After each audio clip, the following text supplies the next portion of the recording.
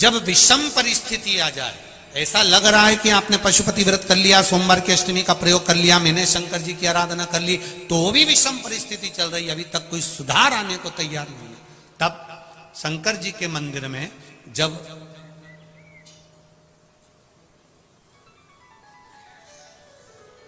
बेलपत्र चढ़ाने के लिए आप जाएं, तब प्रयास करिएगा कि बेलपत्र को, अशोक सुंदरी का स्थान सबको मालूम है ना, बोलो जम के बोलो जरा, मालूम है सबको? अशोक सुंदरी वाली जगह पर बेलपत्री को, डंडी वाली जो जगह है जहां से पानी बहकर जाता है, उधर रखना, उसी बेलपत्री को वापस उठाना। शिव जी के शिवलिंग पर जब बेलपत्री रखो तो डंडी का भाग, आप यहां बैठे हो तो डंडी का भाग पीछे की ओर होना चाहिए, शिवलिंग जैसे ये है तो डंडी का भाग पीछे की ओर, उसको रखकर 7 लोटा जल भगवान शंकर पर समर्पित कर दीजिए, अपने भाव को रखते हो। अगर विषम परिस्थिति चल रही है, आपने पशुपति व्रत कर लिया, सोमवार के अष्टमी का कर लिया, उसके बाद भी कार्य नहीं हो रहा, अटक रहा है, किसी कारणवश कोई फाइल मोटी है, थोड़ा समय लग रहा है, तो 7 लोटा जल का प्रयोग करें। धीरे धीरे 7 लोटा जल शिव जी को बाल्टी में भरकर ले जाएं, अपने घर से 7 कलश जल शिव जी को समर्पित करना है, और समर्पित करने के बाद उस बेलपत्री को वापस अपने ही घर पर लेकर आ जाना है। 11 दिन 21 दिन उसको रखो, फिर उसका विसर्जन वापस किसी नदी, सरोवर, तालाब या वृक्ष के नीचे कर दीजिए, बाबा हाथ पकड़कर बाहर निकाल ही देगा। परिस्थिति अगर बहुत विचित्र, विषमता, बहुत विषम परिस्थिति में उस जगह पर इसका प्रयोग कर सकते।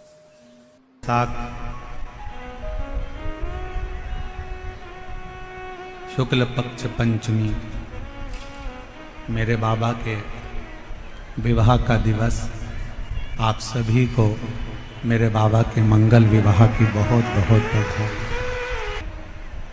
जैसे एक वृक्ष है और उस वृक्ष के एक एक पत्ते को अलग से पानी देने की जरूरत नहीं पड़ती,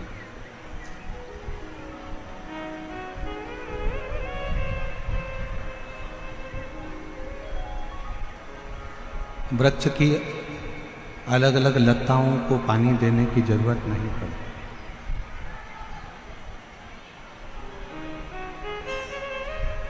किसी वृक्ष में अगर पानी देना है तो उसकी जड़ में पानी दे दो, पत्तों में भी, लताओं में भी पानी पहुंच जाता है।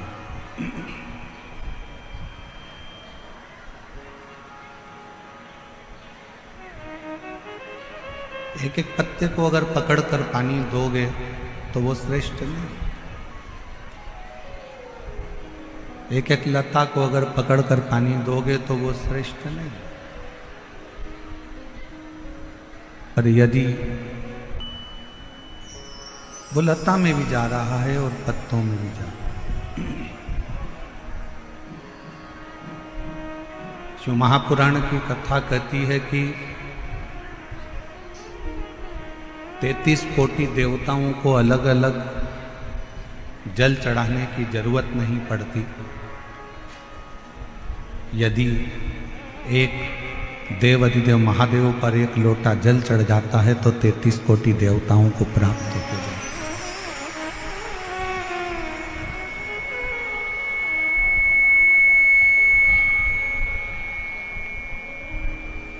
बाहर का रिटर्न आ रहा है बहुत तेज।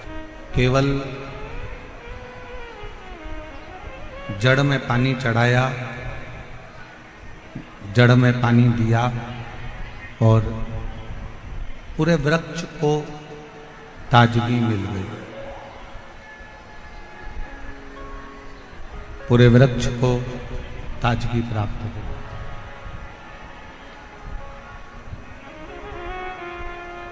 बस एक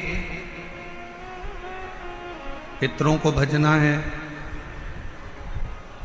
कोई ने कह दिया कि पितर दोष है, पितरों का दोष लगा हुआ है, या पितरों का दोष है घर में, कोई कहे कि वास्तु का दोष है घर में।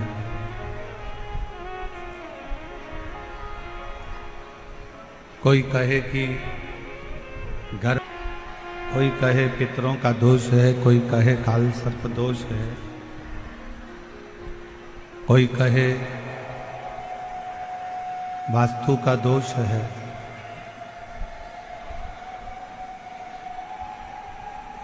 ये सारे दोष अगर घर में लगे हुए हैं और यदि आप भगवान शंकर को एक लोटा जल समर्पित कर रहे हैं तो दुनिया का कोई दोष आपको कभी भी नहीं लग सकता। वो सारे दोष अपने आप समाप्त हो जाते हैं शिव को एक लोटा जल चढ़ाने से। शंकर भगवान को एक लोटा जल समर्पित करने से, और वो जल एक विश्वास का होना चाहिए। दूसरा दोष लग गया, कोई दूसरा दोष लग गया, कोई कहता है कि बेटी को मंगल लग गया, कोई कहे बेटे को बुध लग गया, कोई कहे शनि लग गया, कोई कहे गुरु लग गया, कोई कहे ये लग गया, तो उसको कह देना कि हमको तो केवल एक लगा है और वो हमारा शंकर लगा है, और वो लगा है तो फिर कोई दोष नहीं लगता। जब एक बार जिसको शिव लग जाए, एक बार जिसको शंकर लग गए, एक बार जिसको शिव लग गए, तो फिर दूसरा कुछ नहीं लगता।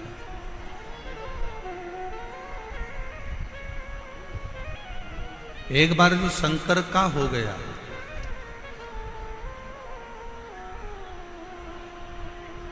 वो कहते हैं ना दिल्ली से सुना, शिव कथा कर रही है, भगवान शंकर का संवाद। चंचुला दो स्थान पर पहुंचा, पहला गोकर्ण क्षेत्र और दूसरा काशी क्षेत्र। और शिव महापुराण की कथा कहती है, अगर आप मान लो काशी नहीं जा सकते, गोकर्ण क्षेत्र नहीं जा सकते, तो एक बेलपत्र को लेकर, दो बेलपत्र आप लीजिए, एक बेलपत्र को लेकर बेलपत्र के वृक्ष के नीचे, बेलपत्र को हाथ में लेकर बेलपत्र के वृक्ष की एक परिक्रमा कर कर, वो बेलपत्र अशोक सुंदरी वाली, अशोक सुंदरी की जगह मालूम है ना आप लोगों को? हाथ उठाओ जरा, किस किस को मालूम है? सबको मालूम है, और जिसको नहीं मालूम हो पड़ोसन उसको जरूर बता देना, ठीक है? बेलपत्र के वृक्ष, बेलपत्र को हाथ में लेकर बेलपत्र के वृक्ष की परिक्रमा कर कर अशोक सुंदरी वाले स्थान पर एक बेलपत्र समर्पित कर दो। दूसरी बेलपत्र जिसको आपने परिक्रमा में नहीं रखा है, उस बेलपत्र को शंकर के शिवलिंग पर समर्पित कर दो, और एक लोटा जल बाबा को समर्पित कर कर उस जल का सींचन, आचमन कर लीजिए। आपको गोकर्ण प्रदेश और काशी प्रदेश दोनों के तीर्थ का फल एक क्षण में प्राप्त हो जाए, एक क्षण में प्राप्त हो जाए दोनों।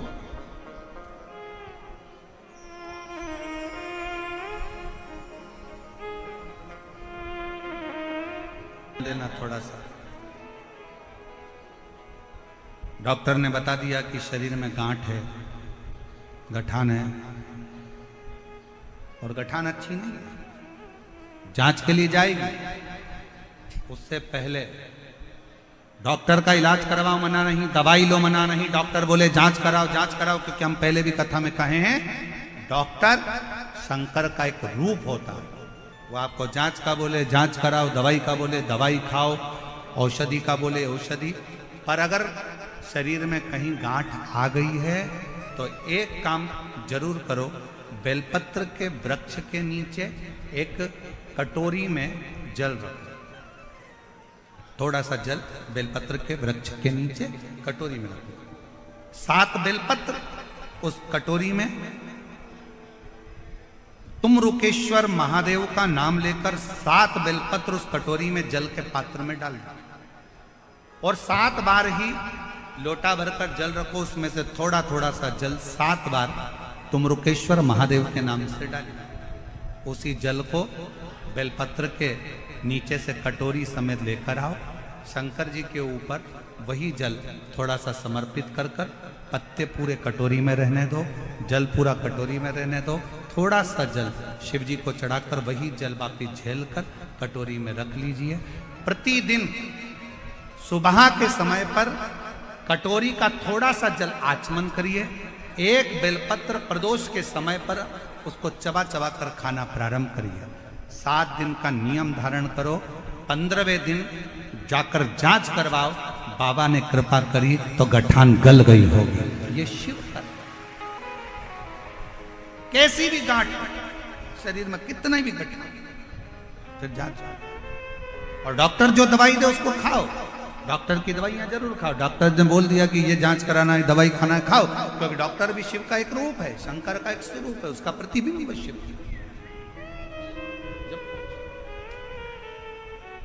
चंचुला देवी 2 प्रदेश में भ्रमण कर रहे, 2 प्रदेश। ब्रह्मा जी जो स्वयं गोकर्ण प्रदेश में भ्रमण करते हैं, गोकर्ण,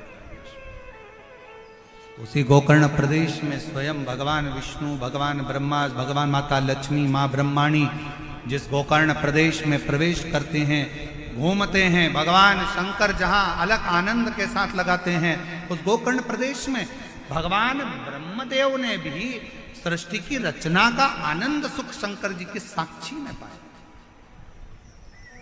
शिव की साक्षी। मेरे भाई, मेरे पिता तुल्य, मेरे बुजुर्ग, एक बात बताइएगा, जब जीवन में दुख आता है, तकलीफ आती है, कष्ट आता है, तो आप ऐसा नहीं है कि कहीं नहीं जाते हो, जाते हो।